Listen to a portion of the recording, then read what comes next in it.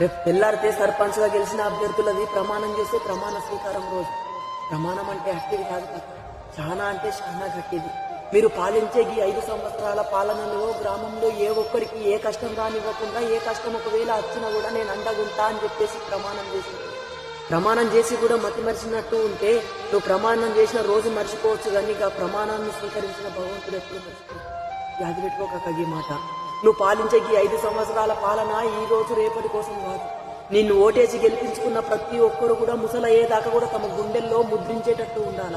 పాలన అంటే పలానోడిదిరా, ఆడున్నన్ని రోజులు గ్రామానికి ఏ డోకా లేకుండా ఉండే అని చెప్పేసి యాది చేసుకుంటుంది. వీలైతే ట్రై చేశాను.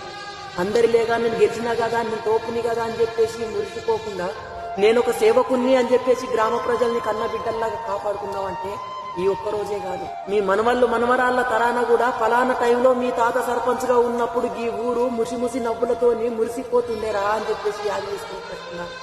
వీలైతే ట్రై చేసి చూస్తాను.